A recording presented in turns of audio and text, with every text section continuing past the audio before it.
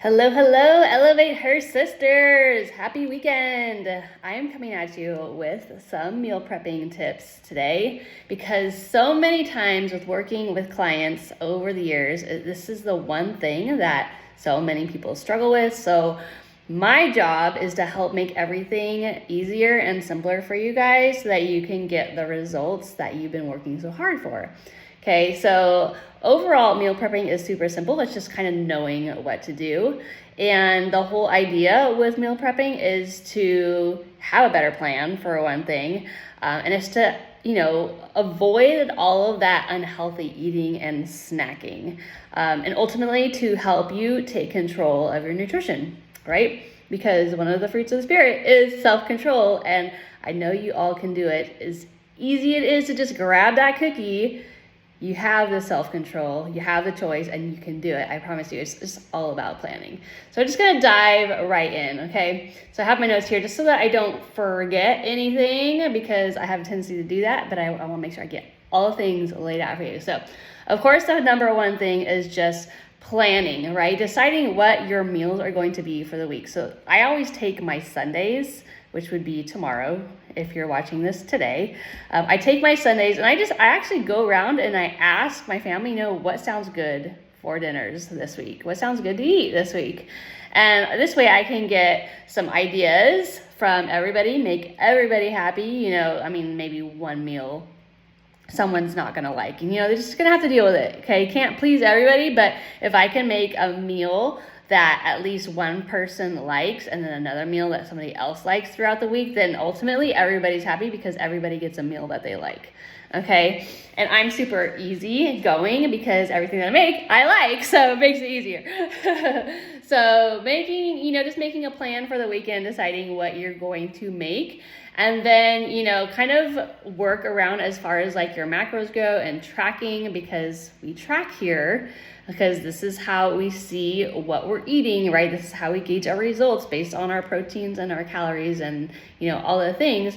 And one thing I like to tell people is to kind of pick the hardest meal throughout the day. So for like me, for example, usually the hardest or like the biggest meal or the most extravagant meal, or, the meal that just takes the most amount of time. Maybe it has more ingredients than everything else. Just focus around that meal. And for me, it's dinner. And I like to have a nice dinner, okay?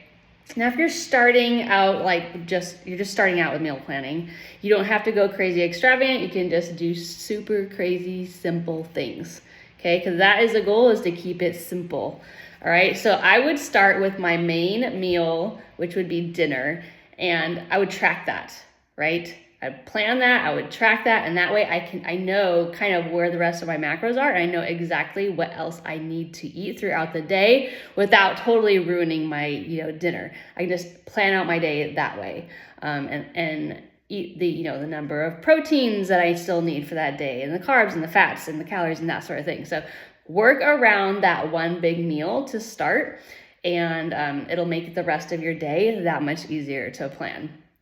Okay.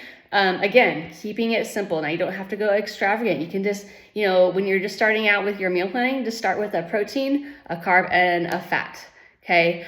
It could be like a chicken, like some grilled chicken or baked chicken. It could be some brown rice, or it can be some potatoes, or you can have like a veggie, I love doing like carrots or broccoli, making it super easy. And then a healthy fat, like it could be some avocado or some olive oil or something like that, right? Making it super easy, and there you've just hit all of your macros, okay? In that one meal, okay? You're eating everything. Everything's balanced, everything's portioned, and you know exactly what you're doing. All right, so that's kind of how planning will go. Then we'll go into, making your grocery list. Okay, so once you've kind of figured out what all the meals that you're going to be having throughout the week, now you're going to start making a list. And again, I'm doing all of this on Sunday. I'm planning all of it on Sunday. Okay, again, looking at, what proteins you need, what carbs you need, what fats you need, everything that you need, put it on that list. And here's the tough one, is to really stick to that list when you go to the store. Okay. because I know how easy it is to get sidetracked by, whether it's like samples or they have like the amazing bakery or, maybe there's something new that you haven't tried and you're like, I want to try this. Stick to the list and it'll make your life that much easier. All right, so there's that. Now we get back to, we got our groceries, we've been to the store, we're home, we're going to be starting our cooking, right? So what you want to do is set some time aside for your cooking. Okay, and it's usually probably going to just be roughly 1 to 2 hours. It could be smaller than that. It could be like 30 to 45 minutes depending on what you're making. I know some people who have done meal prep for the week in 30 minutes, so it is possible, but kind of allocate about 1 to 2 hours for your cooking, okay?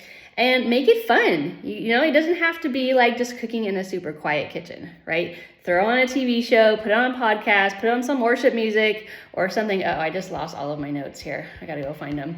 But make it super fun, right? I love just throwing on some music when I do my cooking. So I'm trying to find my notes here because my computer just refreshed on me. So bear with me. Okay, here we go. So yeah, make it fun. Have fun in the kitchen for 1 to 2 hours. And hey, even have your kids like help you out in the kitchen because my little one, she loves to help me cook. So it will cut down on some of the time too. Like if you have a ton of carrots to shred or I guess shred, taking the skin off, just shredding your carrots. Have your kiddo shred the carrots while you're, cooking the chicken or something. So you can cut the time down that much more. All right. And going along the same lines of cooking, focus on cooking in bulk. And this is kind of like multitasking. All right. So like when you have your chicken going on you're baking your chicken in the oven, have some rice going on the stove. Right? Or if you're doing some potatoes on the stove, throwing some veggies in the oven, it cuts down the time that much more and you're getting more done at the same time. So cooking in bulk is huge. And I'm going to go into like bulk cooking and stuff in a little bit too, because that's going to be really helpful too when I talk about how I do my stuff. All right, and then, when you're done with all your cooking, you got all your food done. Now you want to put it in some little containers. Okay, so portion it out in your containers. Put your chicken in there, some rice and your veggie and your healthy fat, whatever it is. Maybe it's your olive oil. If it's an avocado, you can cut that up at the time that you eat so it doesn't get all brown and yucky. But portion it in your containers and then put it away. That way, not only is it ready to grab and go, but it's already portioned out for you. So again, it eliminates all of the guesswork. Okay, so that basically covers all of the tips for meal prepping. Oh, and if you're meal planning and cooking for an entire week, you may want to put some of those containers in the freezer to, keep that freshness there for you so the food doesn't go bad really quickly. So I do a lot of that, like when I make my bagels. I made bagels yesterday, so I made 24 bagels, so I put like 2 bags in the freezer. Okay, so that way I have bagels for the next few weeks. I do the same thing when I bulk cook like waffles or pancakes. I'll double or triple the recipe and throw some in the freezer. Okay, makes it just that much easier. It's still grab and go, just put it in the toaster, put it in the microwave or whatever, and you're good to go. So going back to kind of how I do my meal prepping is I do a lot of like bulk cooking. Okay, so going back to that bulking. So I will do, just again, keeping it super simple, right? Not extravagant. I'll do like a big pot of rice. Okay, big pot of rice.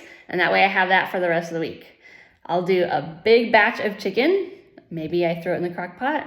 I don't know, whatever I'm feeling like. Maybe I want to bake it. Maybe I want to fry it. Whatever I want to do, I'm going to make a big bulk of it, a big batch so that I have it ready to go.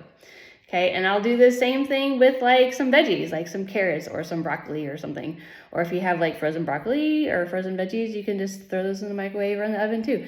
But make them big batches so that you don't have to worry about it the rest of the week. Okay, this is, again, keeping it crazy simple, right?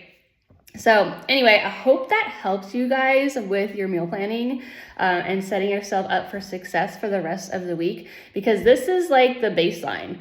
Like if you're just going through the week and winging it, it's not going to help you in the long run. So you really want to make sure that you're constantly planning. Okay, planning is key. I'm sure you've heard the phrase fail to plan, plan to fail. What is it? Fail to plan, and you plan to fail. Yeah, I said that right.